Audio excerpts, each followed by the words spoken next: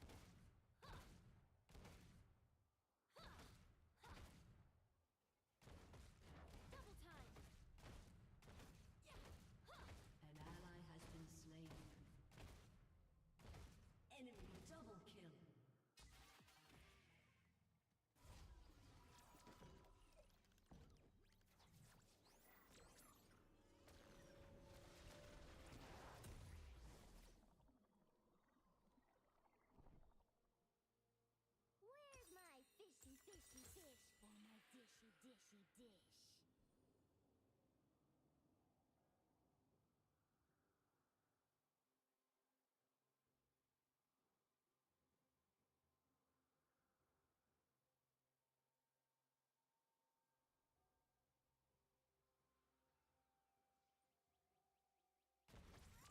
You smell kind of like my yordle.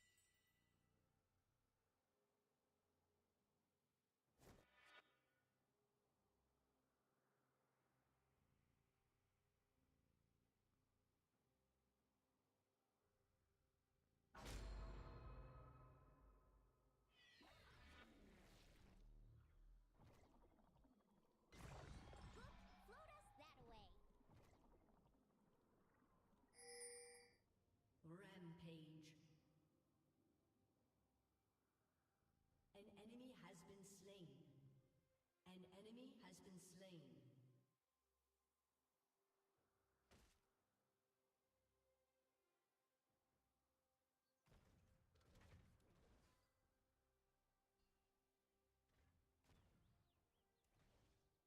Your team has destroyed a turret.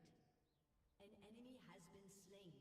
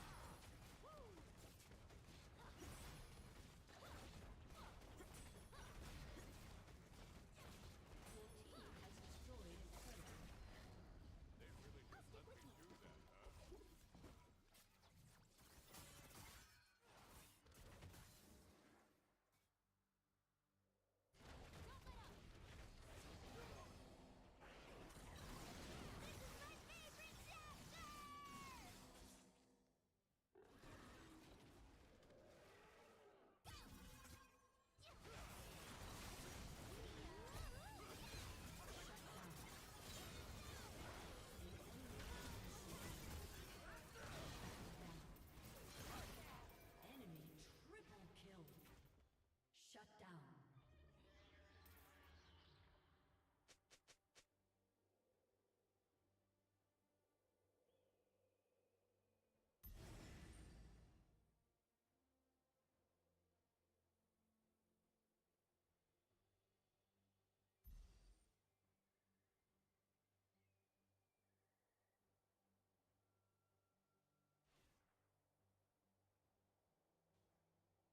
Is it time to save the world again?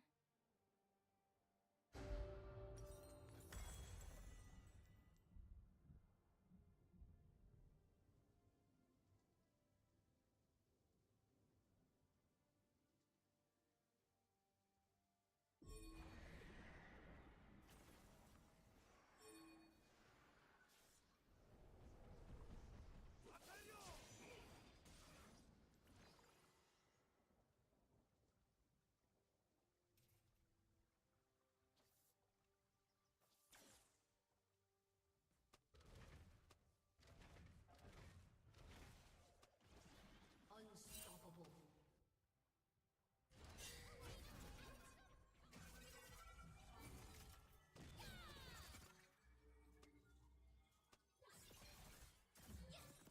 Where to? You still get me!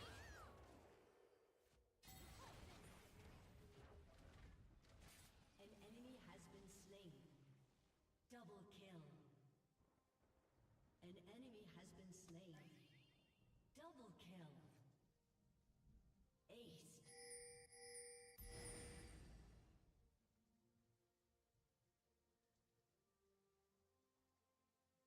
Your team has destroyed a turret.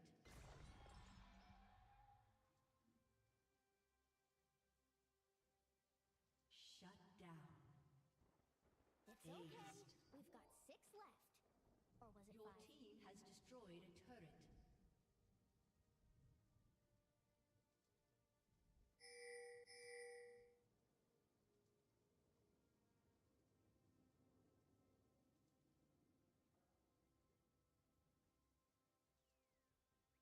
Your team has destroyed an inhibitor. Your team has destroyed a turret. An ally has been slain.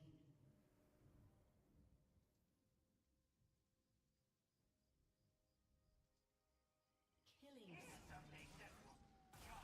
Shut down. Keep your light on!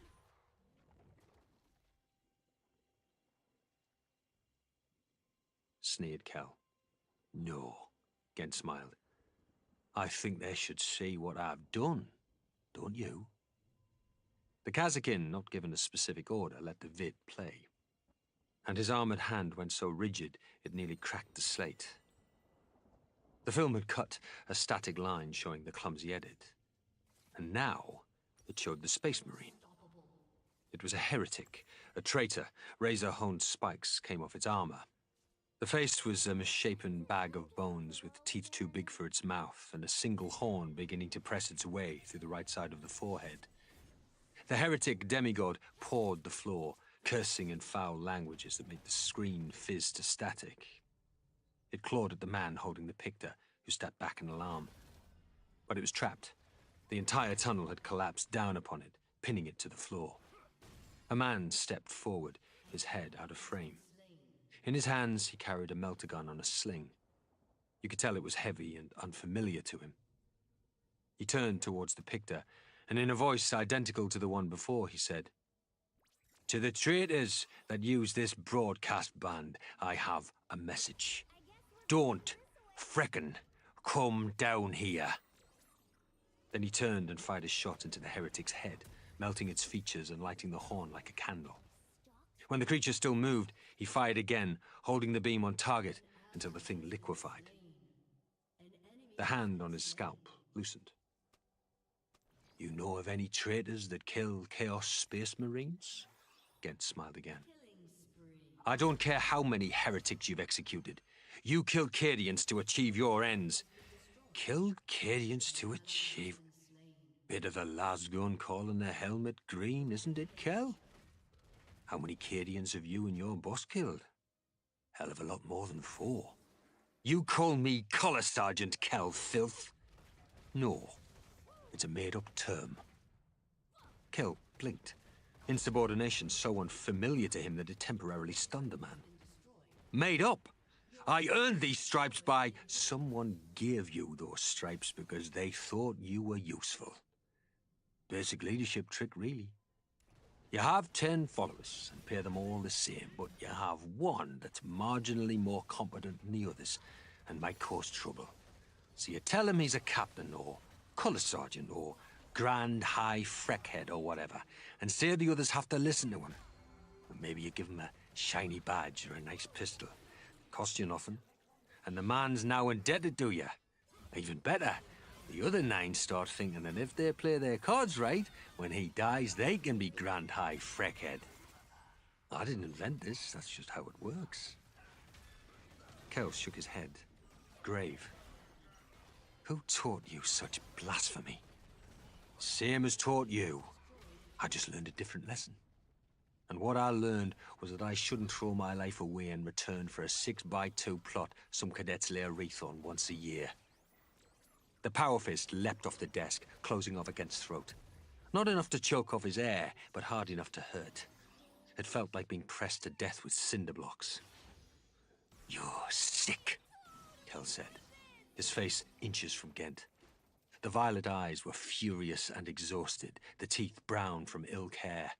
A warning crackle of lightning played over the back of the massive weapon. Gent fixed his eyes, refused to flinch. His whole life he dealt with soldier boys who tried to intimidate him, and he knew that if he was here, it was for a reason. "I'm done with you," said Gent.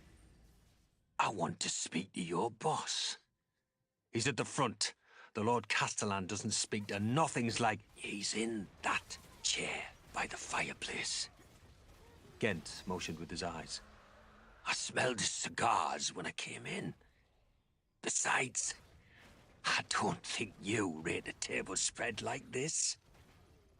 The power fist tightened, cutting his air. "Say that again, you piece of shit. Just try to..."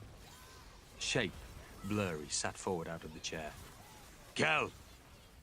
The power fist relaxed, released him.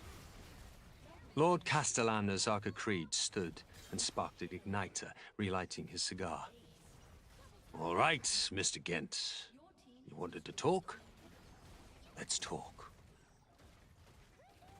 "You know Kel is right," said Creed. "I should line you up and shoot you just like you did those men. But you won't." Creed sat at the head of the table where Kel had been.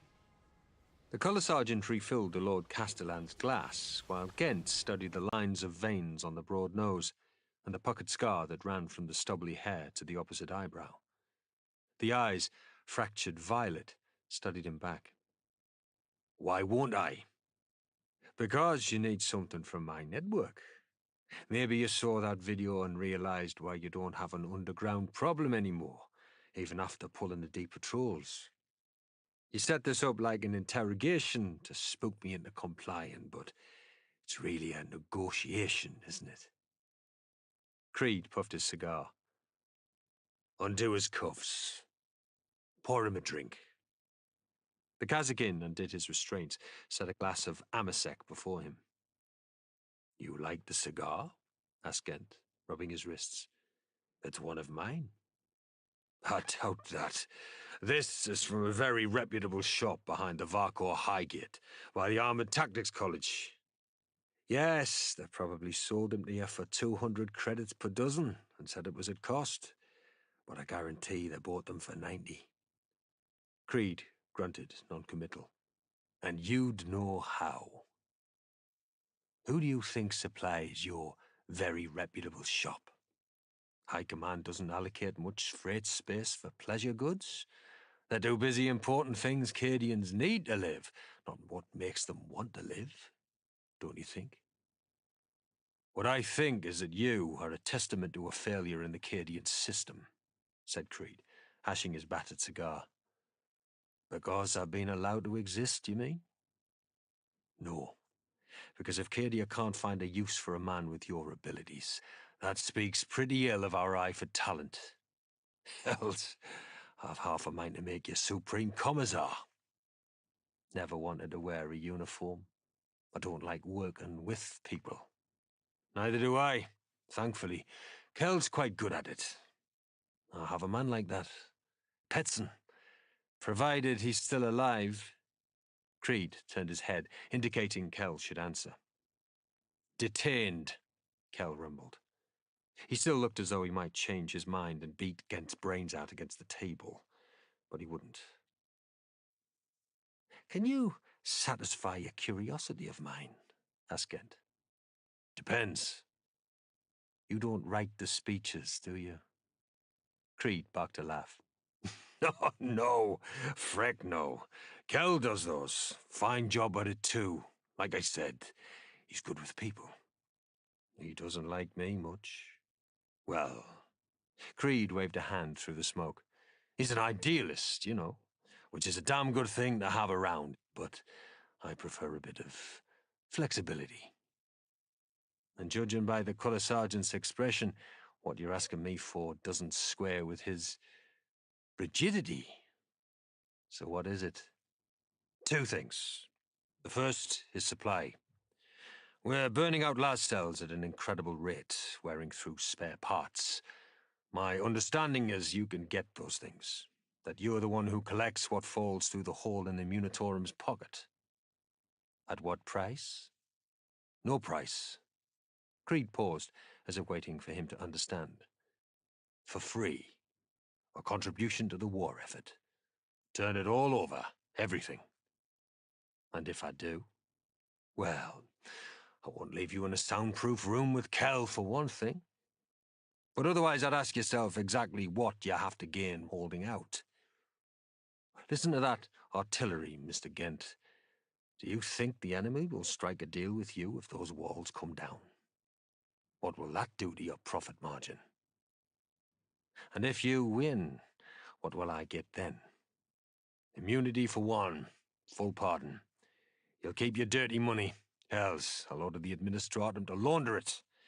Give you a thrown-damned official position as Minister for Contraband or whatever. You really are desperate. Creed sat back, rubbing his forehead with a finger. You have no idea. Gent thought for a moment. No government position. I don't like working for people. Business is no fun without autonomy. Gent lifted the Amasek and tasted it. But if you're open to suggestions, give one. Expansion, said Gent, as another artillery strike rattled the dishware. I've united the gangs in craft, but the other Kaza syndicates are rooted too deep. After all this shit is done, your provosts hit the organizations in whatever cities remain, and my syndicate moves on their raggeds. Consolidation would be good for both of us. You have a problem, no provosts mincing around in the back alleys, mucking up the trade. Just come to me and I'll sort it. You get me? That's a big ask. Can't grow up in the Imperium without wanting an empire. You want the keys to the warehouses or not? Depends on what you have. Have your man give mine a list of your needs. We'll have it. I'll bet, Creed said. The second part is confidential, but you need to level with me on the Voxes. Did you supply anyone high-gain Voxes, ones with a keyloader and encryption? No, said Gent. But I know the ones you mean. A week back, we caught a man in the tunnels with one. The item seemed hot. Recidivism hot, so we haven't tried to offload it. We have a sabotage problem. Cal thinks you're part of it, but I don't. There's no profit motive. And I think you're smart enough to know that chaos doesn't keep its side of bargains. Your people have a Vox thief network, otherwise you wouldn't be so good at dodging our patrols. And you know where the scum hides. I want you to hunt down those artillery spotters and end them. I'll need money for bribes and for paying bounties to anyone who brings one of the Voxes in. You'll supply those yourself. Call it an investment. All right? Is that all? One more thing, Creed puffed, his eyes on the broken table. You united the gangs in Craft. My predecessor did most of the early work, but yes. How? Creed's eyes slid to him, and for the first time Gent saw the man's vulnerability and frustration. A man struggling against forces far bigger than even his formidable will. What did you say? How did you convince them to come together? Gent sighed, clicked his tongue. Okay. Here. He gestured for Creed to lean in. The Lord Castellan, eager, did so. Gent's slap took him full across the face, rocking Creed backwards into his chair, a red handprint across one cheek. Kell was on him in half a second, hand seizing his lapel, power fist drawn back to pulverize him. Wait, said Creed, stilling the sergeant. If he'd wanted to kill me, Kell, he'd have grabbed a knife from the table, hit me with a glass, whatever. But when Creed looked at him, Gent saw the fury there. If you're making some kind of point, the Lord Castellan said, clenching and unclenching his fists, you'd better explain it. Are you dead? Gent asked. Hurt badly? Of course not. Well, that's what I do, said Gent, looking at Creed rather than the furious Kell. I slap the bastards, then I ask them if they're dead. He raised his hand, fingers splayed. Because I hit you like this, see? Fingers all apart. The fingers are the gangs. If I hit you with just one, I'd break my finger. Hit you with all five spread apart, I might hurt your pride. But if I bring them all together... Gent curled his hand into a tight fist. Now I'll do some damage. He paused, cocked his head. Usually I hit someone with a fist then, but we can skip that part. Good lesson. Vivid. Thank you.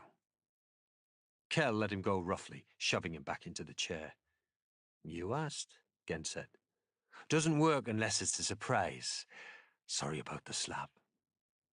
That's fine, said Creed. I've got something much worse in store for you. Gent breathed slow, wondering if he'd gone too far. Perhaps slapping a planetary governor in front of his men, no less, had not been the wisest choice. So when Creed placed the parcel with its wax-sealed envelope and two silver double-eagle pins in front of him, his brow furrowed in uncharacteristic confusion. The hell is this? A certificate of impressment, plus rank pins of a colonel in the citizens' militia. No, Gent said, hoping his face didn't carry the revulsion so evident in his voice. I told you, I never wanted a damn uniform. Too bad, smiled Creed, with naked vindictiveness. Congratulations, Colonel Gent. You're the Grand High Freckhead now. Phase 5. the Cregan Gates. 1. Think, my allies, of the fist. Strike an enemy with an open hand, and his pride may be hurt, but he will not be killed. Strike him with a finger extended, and that finger will be broken. But hit the enemy with the closed fist, comrades and allies, with the fingers knitted together, supporting one another. Do that, and you can deal some damage. 5 forces fight on Cadia Secundus. The might of the Astra Militarum, the strength of the noble Astartes, the wisdom and skill of the Mechanicus, the holy zeal of the Adepta Sororitas, and the Aeronautica Imperialis, warrior angels in our skies. Yet too long have we fought separately. We have slapped the despoiler, not struck him a blow. We must close the fist, and we will close it at Craft's Citadel, where walls already weather enemy assault. Cadia stands, allies, but unless it stands united, it will not stand for long. The so-called Cregan muster, as recalled by General Dabitha Ravi.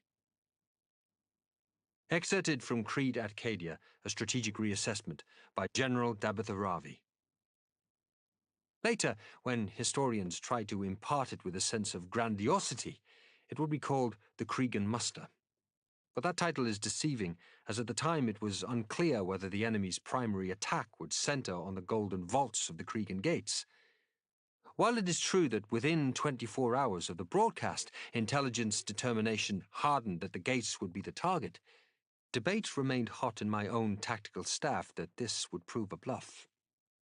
Indeed, those of us who had taken against Lord Castellan privately cursed him for playing his cards too early. With our staff committed to a posting at the Cregan Gates, a redeployment that used incredible amounts of resources and caused huge disruption to our work, there were murmurs that the archenemy build-up we watched through our field magnoculars would be another stratagem.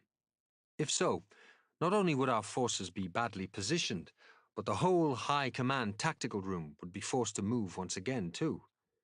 Indeed, if the enemy knew Creed was there, would that not incentivize them to hit another location?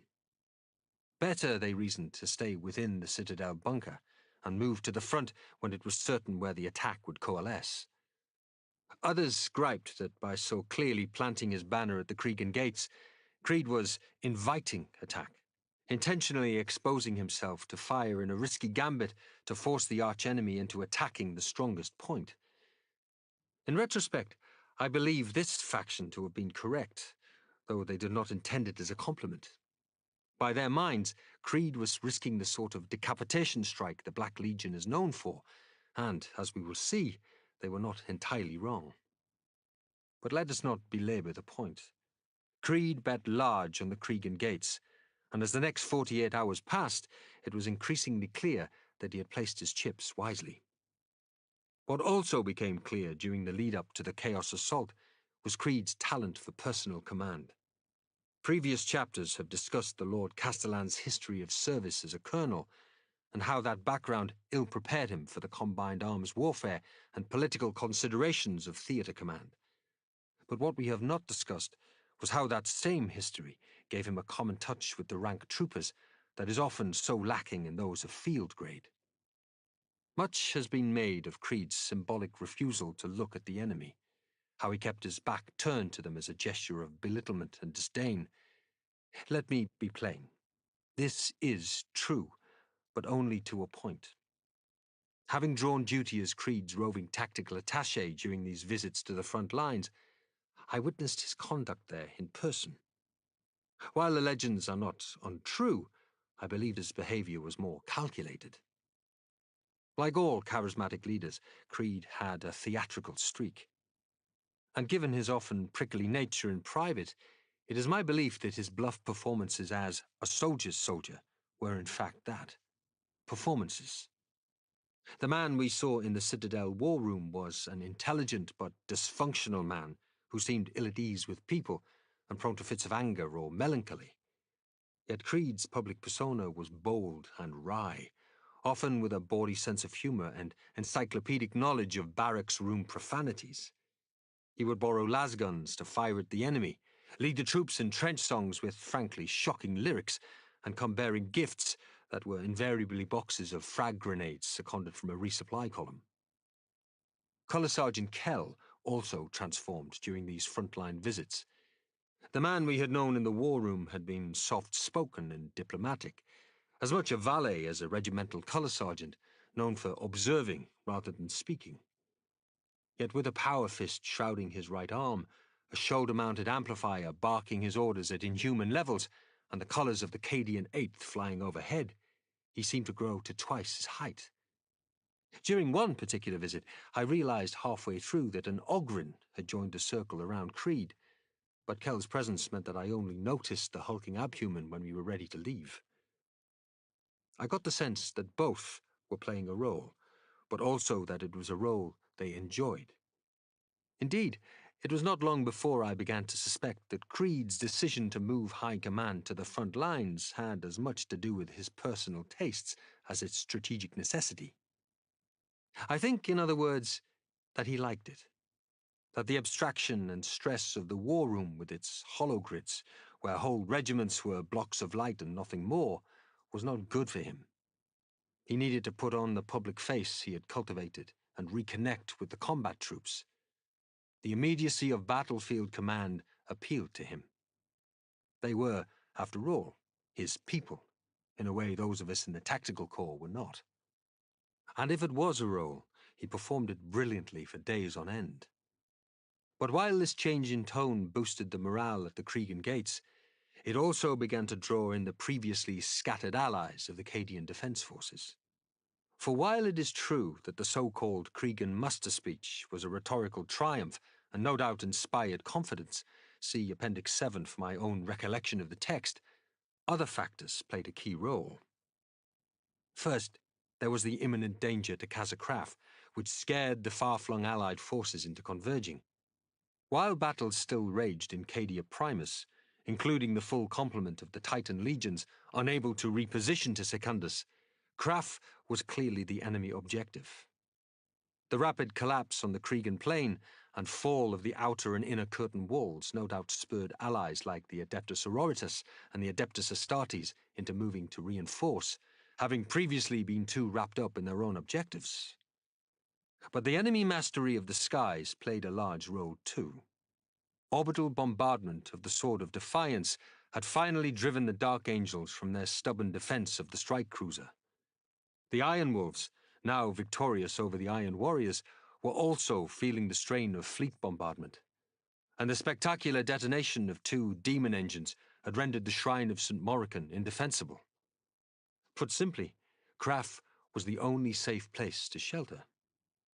While its vertical shields had largely failed, leaving it open to dirt-side artillery, it still had functioning sky shields and horizontal fields.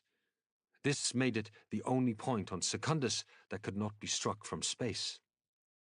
But Creed's second message, sent encrypted and point broadcast to commanders rather than distributed wide, also contained a veiled threat, what the Lord Castellan referred to as a slap. It said that Valkyries of the 119th would arrive to extract Allied forces within 18 hours, but after that there would be no flights. While this was explained as a reality of diminishing air power, his assertion to also cut off non-militarum vox relays and cease the daily threat briefings to commanders, again cast as wartime necessity, threatened to leave the Allies both blind and voiceless in enemy territory. Tactically, they had no choice but to comply. "We haven't received acknowledgements," said Kell. His colours were planted in a stand, and he pursued Creed across the wall with the data slate. "I know," he responded, voice barely audible above the artillery. "Not one. Not the Templars, not the Sororitas, not even—" "I know. You don't have to keep telling me. I have eyes, Kell. Valkyries are sent. We should know who's coming back soon. If any." Kell snorted, looking down the wall top. They were within the dispersion field of the command center, their talk screened by dampeners, but it paid to be careful. "You think I shouldn't have listened to him, don't you?" mumbled Creed. pressing a pair of magnoculars to his face and scanning the horizon. No, Kell growled. I think you should have shot him. I can't begin to fathom why you didn't. Sir, am I not destroying my enemy if I make him my ally? He turned to Kell with a wry smile, and Kell almost hit the man. Creed must have read the expression because he raised his eyebrows and turned back to his magnoculars. I suppose not. Allies can become enemies again. Dead is permanent. Creed was quiet long enough that Kell raised his own lenses, thinking the exchange over. You remember that canine our supply sergeant had on Vestilla Prime? What? That cybermastiff that, what was his name, had? Sergeant Svanteg from Delta Company? Creed held up a hand at waist height. Big bastard, sharp teeth, bionic leg? I was in the field hospital for most of Vestilla. Took a slug for you while we were storming that old bottling plant. Right, yes, right. Well, anyway, Svanteg had this awful beast of a mastiff. Got it from a fighting ring, I think. Nobody liked the thing, and it hated everyone but Svanteg. But it was spectacular at keeping the lizard vermin from eating the grain stock. Then one day, a cadet commissar decided to run a surprise inspection, and the mutt nearly took his hand off. Commissar Nabari was forced to shoot the ugly thing. The cadet, or the canine? Asked Kell facetiously. Creed shot him a look of affectionate frustration before looking back into his magnoculars. Anyway, you know what happened after that? The damned lizards got into the grain store. Ate the fill, shot it full of toxins. We had half of the regiment on sick call every morning for a month.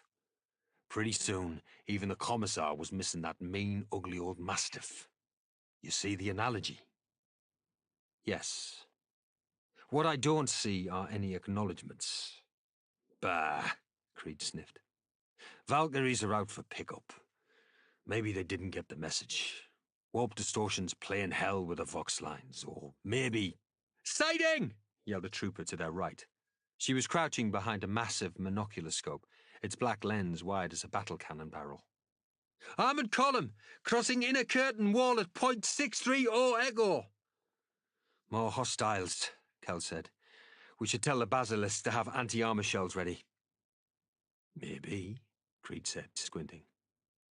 Kell saw him lower the magnoculars, judge distance, adjust the focus, and raise them again. There, said Creed, shooting a finger out towards the horizon. Right there, at the inner wall. Iron Warriors remnants? Kell scanned and adjusted, trying to find the flash of metal. No, said Creed. It's the frickin' Iron Wolves.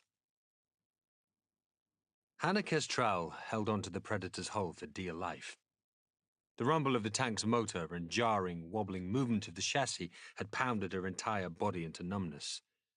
It had been a full day of driving, engines at full shriek to get here.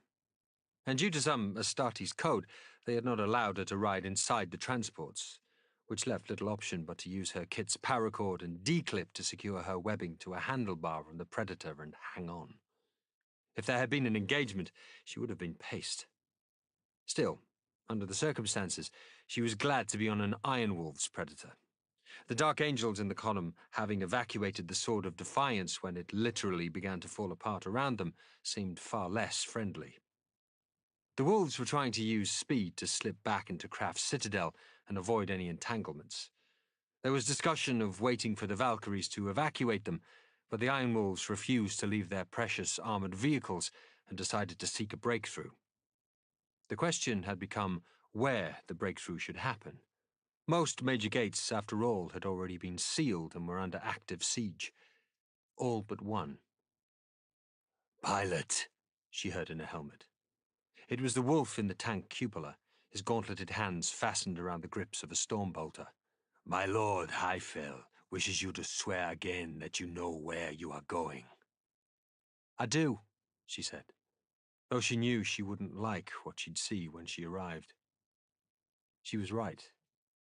Enemy artillery and chemical fires had pounded Salgora district to the point that Kestra lost her bearings in the habclave of her birth. The rooftops she'd flown kites from were burned or collapsed. stained strange colors by the discharge of chemical explosives.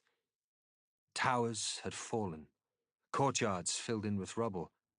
Only when she glimpsed a half-collapsed pillar in the shape of an angel, part of the chapel where she had been anointed and registered into the service rolls as a babe in arms, did she find what she was looking for. It was called River Run, because during the rainy season, those living in the citadel opened the watergate and the street became a rushing stream. As a child, she'd played in the evacuated water, taking strips of cast-off Plastec foam, packing and sledding down the street's steep grade, propelled by rushing wastewater. When they were tired, they'd go to Gandolpa's string cart, which made the best spicy carb strings in the district.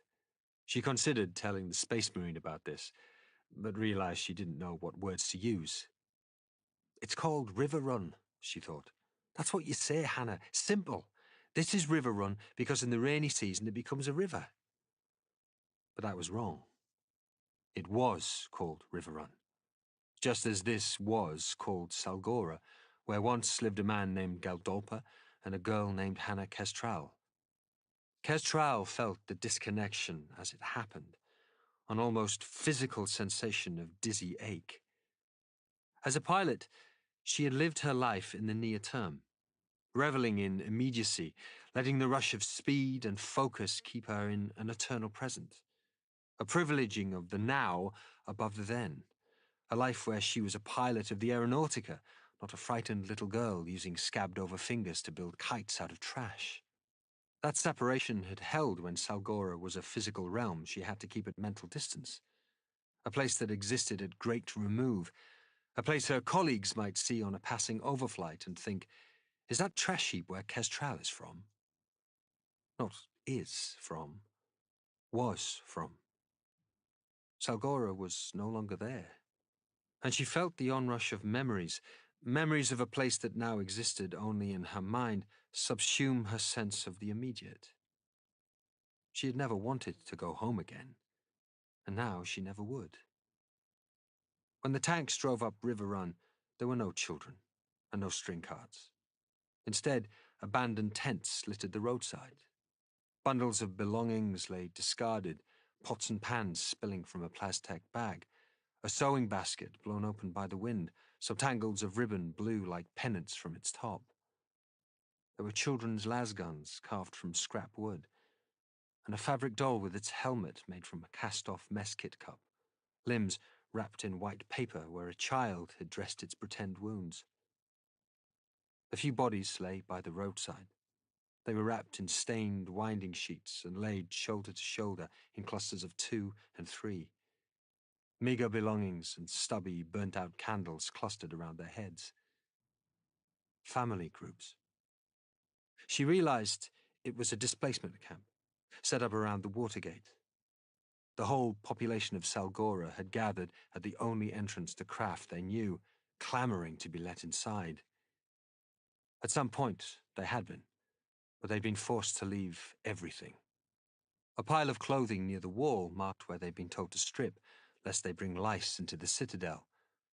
Tangles of fluff drifted through the air, carried by the breeze, and it wasn't until some snagged on her flight suit that Kestral realized it was hair.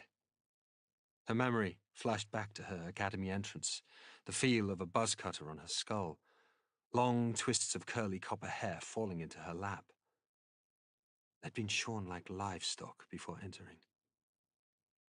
The Iron Wolf's treads shredded the encampment as they went up River Run towards the gate. For a panicked instant, she thought it was blocked, but no. As they got close, she saw the camouflage netting concealing the entrance. A troop of Kazakins stood guard behind the gauzy material. "Our gratitude, pilot," the Space Marine in the turret said. "Jarl Heifel has made contact with the guards. You have steered us through the maelstrom, and in return, we shall save your world." Kestral looked up at a sky empty of kites. Even if they saved Cadia, her world was already gone. "Are you moving me?" Genevieve asked. "Yes."